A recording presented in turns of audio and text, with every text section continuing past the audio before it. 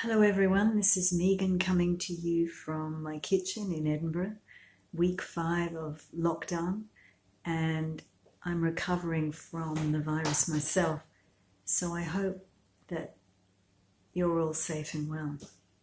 We're here to celebrate the launch of my new novel, The Night Side of the Country, and thank you to UWAP, it looks really beautiful.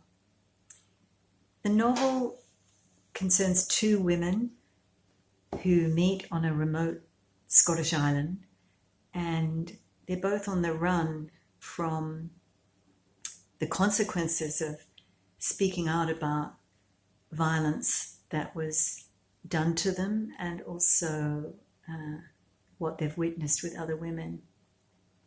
And one, M, is a writer, and the other woman, B, has been involved in a paramilitary organization.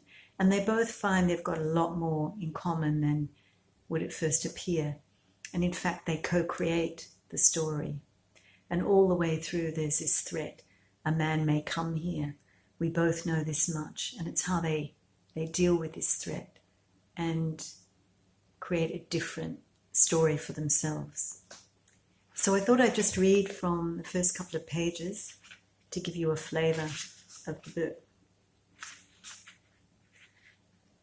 Let me find the pages first. The days drew in and the men fell hard.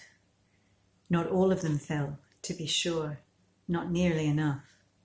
It was a log roll of men down a long river, and you stood on the banks, waiting, watching, taking note, as they jostled for space in the water, seeming to steady, seeming to right themselves until, as sudden as it was unexpected, the plunge to the rocks below. After this, who could go on as before? Certainly, you were changed.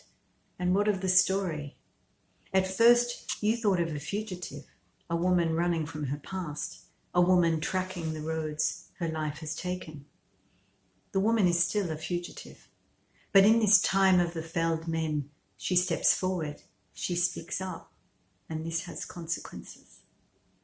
In this, you realize she is just like you. There is the man who suffers and the man who writes, to paraphrase T.S. Eliot. Lucky Mr. Eliot, striding to the bank, writing poems in between the ledges. The suffering man kept separate from the writing man. And in any case, there was always at least one Mrs. Eliot to watch over him. But what about the woman who suffers and the woman who writes? At this particular moment, the one bleeds into the other. And you're not blessed with a stiff upper lip, cojones, or a gift for compartmentalization. Art is not life, and life is not art. But now everything starts to blur, and you've arrived at the point where the woman who writes and the woman who suffers are not so separate. You front up to the page to confront the woman writing and the woman being written. You are living through night in your country and trying to fend off the night. Perhaps you should become a male poet, a male bank manager. Perhaps you are in need of a wife. After W, the first man, floods past, you believe that things will be different, even in your own small life. You rake over the years. What happened back then? You listen to these other women, some famous and others not famous at all, and you see that it's no longer about the one woman. No. The one voice now harmonizes with the many to form a strange music. Those who hear it for the first time shake their heads and ask themselves, as if woken from a trance, why did we not hear this before? For this music is not new. It's been playing for centuries. But it was women who sang this lament for the fallen, the outcast, the bruised, a lament for themselves. And who, down the centuries, could listen to that? Thanks.